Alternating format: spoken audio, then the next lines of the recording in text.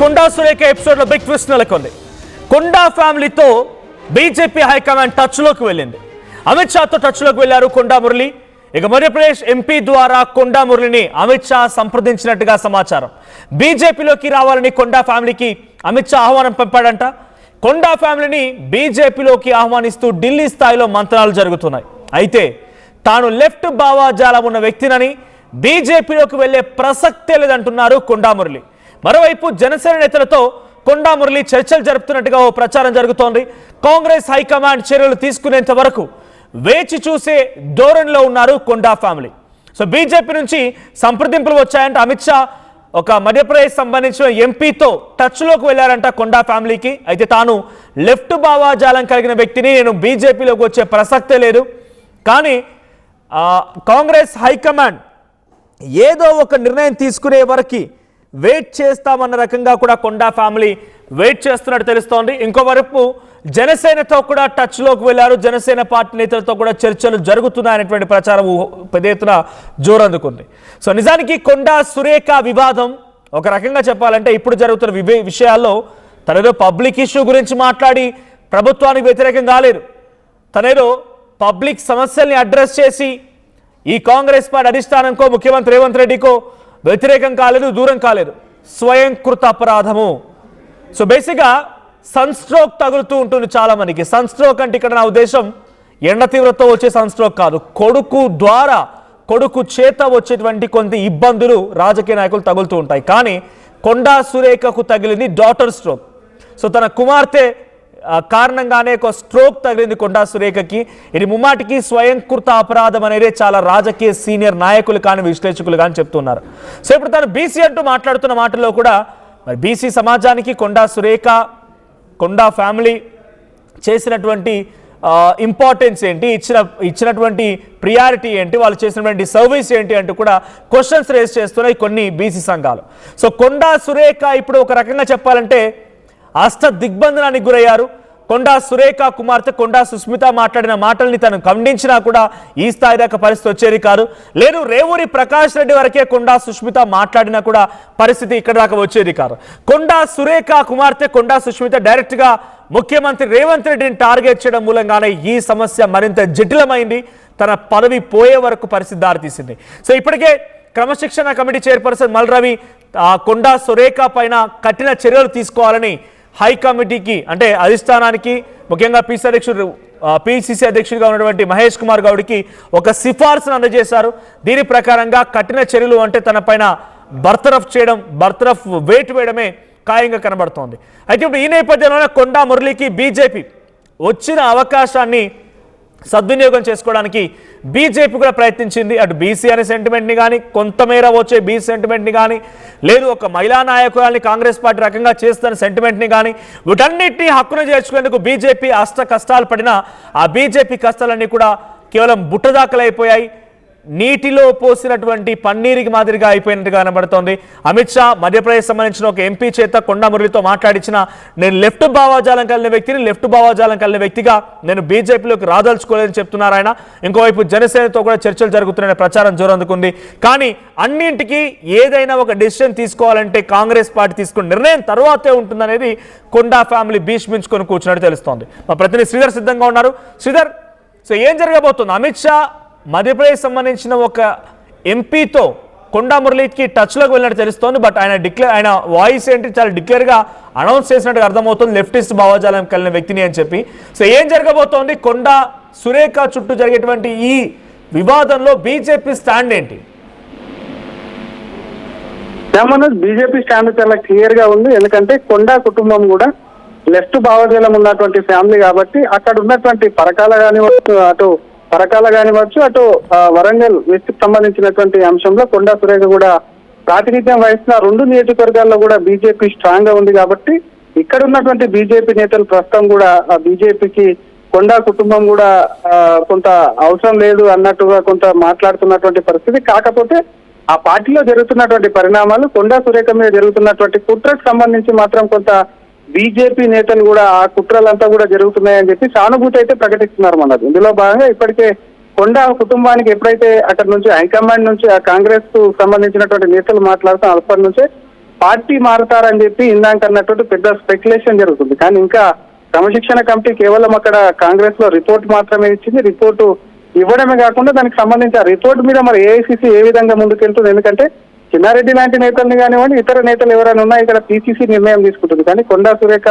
ఎమ్మెల్యేగా ఉన్నారు, మంత్రిగా కూడా కేబినెట్ లో ఉన్నారు కాబట్టి ఏఐసిసి డిసిషన్ మీద ఆధారపడుతుంది. కాబట్టి ఆ డిసిషన్ మీద కూడా కొండా ఫ్యామిలీ మూవ్ అయ్యేటువంటి ఛాన్స్ ఉంటుందని ఒకవైపు జరుగుతుంటే, మరొక వైపు ఎందుకంటే ఇంకా ఎన్నికలకు దాదాపుగా 2 సంవత్సరాల పైబడి ఉంది కాబట్టి వాటికి సంబంధించి కూడా కొంత నిర్ణయం తీసుకునేటువంటి ఛాన్స్ నిర్ణయం తీసుకునే అవకాశం ఉంటుందనేటువంటి ఏవైతే స్పెక్యులేషన్ జరుగుతుందో ఇందులో భాగంగా ఇందాక అన్నట్టు బీజేపీ నేతలు కూడా కొంత టచ్ లోకి వచ్చారు. మధ్యప్రదేశ్ లో ఉన్నటువంటి బీజేపీ ఎంపీ ద్వారా కూడా అమిత్ షా కూడా సంప్రదించారు. ఈ కుటుంబంతో ఉన్నటువంటి గతంలో ఉన్నటువంటి పరిచయంతో ఆ ఎంపీకి సంబంధించి కూడా కొండా కుటుంబాన్ని టచ్ చేస్తే పూర్తి స్థాయిలో, ఎందుకంటే కొండా కుటుంబం అంటే లెఫ్ట్ భావాజలం కాదు, లెఫ్ట్ అటు కొంత వారికి లెఫ్ట్ లో కూడా పనిచేసినటువంటి ఆ కుటుంబాన్ని కూడా పనిచేశారు. వారే నేరుగా కూడా లెఫ్ట్ పార్టీలో లెఫ్ట్ లో ఆర్గనైజేషన్స్ ఉన్నటువంటి రాడికల్ ఆర్గనైజేషన్ లో కూడా వాళ్ళు పనిచేసినటువంటి సందర్భాలు ఉన్నాయి. కాబట్టి వీటన్నిటిని దృష్టిలో పెట్టుకొని అటు అమిత్ షాతో టచ్ లకు వెళ్లారని అంటున్నారు. వెళ్ళినప్పటికీ దాన్ని తిరస్కరించారన్న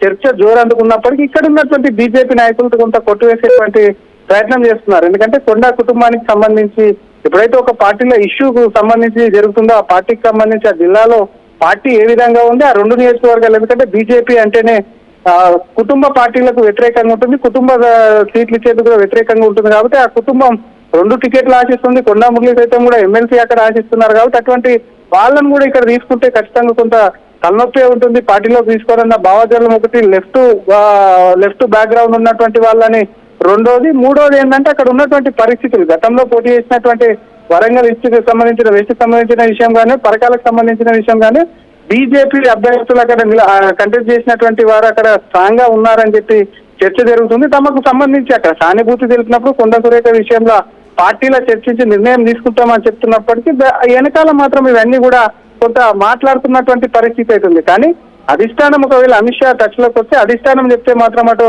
బీజేపీ ఇక్కడ ఉన్నటువంటి నేతలు ఖచ్చితంగా కూడా వినాల్సినటువంటి పరిస్థితి ఉంటుంది. వాళ్ళు చెప్పేది తీసుకోవాలి, పార్టీలోకి వాళ్ళని ఆహ్వానించండి అంటే ఖచ్చితంగా ఇక్కడ ఉన్న నేతలు ఇవన్నీ సాకులు చెప్పకుండా కూడా తీసుకోవాల్సినటువంటి పరిస్థితి అయితే వచ్చేటువంటి సిచ్యువేషన్ అయితే వస్తుంది మనోజ్ అని చెప్పొచ్చు. మరొక పక్క మరి ఎంపీ ఎవరన్నది కూడా కొంత బీజేపీలో కూడా కొంత చర్చ జరుగుతుంది. ఆ ఎంపీ మీద కూడా గతంలో వారికి కొండకు ఉన్నటువంటి సాన్నిహిత్యం ఏందనే చర్చలు జరుగుతున్నాయి. కాబట్టి ఏదైతేనేం అసలు, ఎందుకంటే కొండ అటు బీజేపీ కాదు, ప్రస్తుతం ఉన్నటువంటి పరిస్థితులు అటు గతంలో బీఆర్ఎస్ లో పనిచేశారు, తెలంగాణలో ఉన్నటువంటి బీజేపీ జనసేన రెండే మిగిలిన, జనసేన సైతం కూడా కొంత యాక్టివిటీ పెంచింది కాబట్టి జనసేనలోకే వెళ్తారన్న ప్రచారం జనసేన సైతం కూడా కొంత సానుకూలంగా, ఎందుకంటే ప్రస్తుతం తెలంగాణలో కూడా పార్టీకి స్ట్రాంగ్ లీడర్షిప్ కావాలి, స్ట్రాంగ్ ఉన్నటువంటి నేతలు పార్టీలోకి వస్తే ఇక్కడ పార్టీ పెరుగుతుంది, ఎన్నికల్లో నిలబడొచ్చు, ఇక్కడ ప్రజా సమస్యల మీద పోరాటం చేసి అసెంబ్లీలో తమ మెంబర్షిప్ ఉంటే అసెంబ్లీలో తమ ప్రాతినిధ్యం ఉండేలా చూస్తే ఖచ్చితంగా కూడా జనసేన ఇక్కడ కూడా ఎస్టాబ్లిష్ అవుతుంది. కాబట్టి జనసేన సైతం కూడా మరి కొండా కుటుంబ సభ్యులు జనసేన సైతం కూడా టచ్ లో ఉన్నారన్న ప్రచారం సైతం జరుగుతున్నటువంటి పరిస్థితి ఉంది. కాబట్టి బీజేపీ ఈ అంశంలో మరి ఇంకా కొంత ముందుకేసి ఈ అంశానికి ఏఐసిసి అటు కమిటీ ఇచ్చిన రిపోర్ట్ వెళ్ళింది కాబట్టి తీసుకునే చర్యల్ని బట్టి మరికొంచెం ముందుకు వెళ్ళేటువంటి అటు జనసేన కావచ్చు, ఇటు బీజేపీ కానివచ్చు నెక్స్ట్ స్టెప్, ఎందుకంటే అక్కడ నుంచి కమిటీ రిపోర్ట్ ఇచ్చారు కాబట్టి ఏఐసిసి నుంచి చర్యల అనంతరం కూడా వారికి సంబంధించి కొంత ఎలక్షన్ కూడా టైం ఉంది. కాబట్టి ఆ కొండా కుటుంబం యొక్క యాక్టివిటీ కానివ్వండి, వాళ్ళ యొక్క అడుగులు చూసి కానివ్వండి, ఈ పార్టీలు ఇటు బీజేపీ సైతం కూడా ముందుకెళ్లేటువంటి ఛాన్స్ ఉందని చెప్పొచ్చు మనది. రైట్, అంటే మనసు బీజేపీలోకి కొండా మురళిని కొండా ఫ్యామిలీ లోపలికి తీసుకుంటున్నారు లేకపోతే ఆహ్వానిస్తున్నారు అన్నప్పుడు అదే నియోజకవర్గం నుంచి బీజేపీ ఎమ్మెల్యేలు కూడా ఉండుంటారు కదా, అంటే ఎక్స్పెక్ట్ చేస్తున్న వాళ్ళ కంటెస్టెంట్ కోసం. దట్టు ఇప్పటికే కొండా సురేఖ కాంగ్రెస్లో ఉన్నారు, వైఎస్ఆర్సీపీలో ఉన్నారు, ఆ తర్వాత కాంగ్రెస్లోకి వచ్చారు, మళ్ళీ బీఆర్ఎస్లోకి వెళ్ళారు, మళ్ళీ కాంగ్రెస్లోకి వచ్చారు.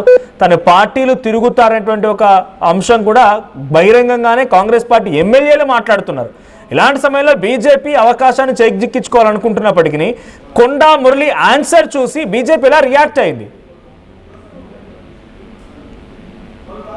ఎప్పుడైతే కొండా మురళి నుంచి వచ్చినటువంటి ఆన్సర్ చూసి కొంత బీజేపీ నేతలు సైతం కూడా వచ్చినటువంటి అతనికి సంబంధించి అమిత్ షా సంప్రదించారంటే హైకమాండ్, ఎందుకంటే టాప్ ఉన్నటువంటి అగ్రనేతల్లో ఒకరైనటువంటి అమిత్ షా, ఎందుకంటే ఒకటి మోడీ, ఆ తర్వాత అమిత్ షా, నెక్స్ట్ ప్రెసిడెంట్ ఉంటారు కాబట్టి అమిత్ షా తీసుకున్నటువంటి పార్టీ హైకమాండ్ తీసుకున్నటువంటి నిర్ణయాల మీద పార్టీ ప్రపోజల్ చేసినటువంటి దాని మీద కూడా కొంత బీజేపీ నేతలు మాట్లాడడానికి జంగుతున్నారు. ఇందాకే చెప్పాను, ఎందుకంటే ఇక్కడ ఉన్నటువంటి బీజేపీ నేతలకు వారి మీద ఎటువంటి ఒపీనియన్ ఉన్నా హైకమాండ్ నుంచి ఆదేశాలు వచ్చాయంటే తూచా తప్పక పాటించాల్సినటువంటి పరిస్థితి వస్తుంది. కాబట్టి ఇక్కడ ఉన్నటువంటి నేతలు అక్కడ జరిగేటువంటి కొండా మురళి రిజెక్ట్ చేయడం ఏదైతే ఉందో ఇక్కడ ఉన్నటువంటి నేతలకు ఇష్టం లేదు కాబట్టి అది రిజెక్ట్ చేశారన్న వార్త ఏదైతే ఉందో అలాంటిది జరుగుండదన్న ఆలోచన ఒకవైపు జరుగుతుంటే మరొక పక్క అటు తెలంగాణ మీద స్పెషల్ ఫోకస్ పెట్టారు బీజేపీ, ఇక్కడ అధికారమే లక్ష్యం కూడా పనిచేస్తున్నారు కాబట్టి అమిత్ షా సైతం కూడా ఇక్కడ ఫోకస్ పెంచారని చాలా చర్చ జరుగుతుంది. కాబట్టి అందులో భాగంగా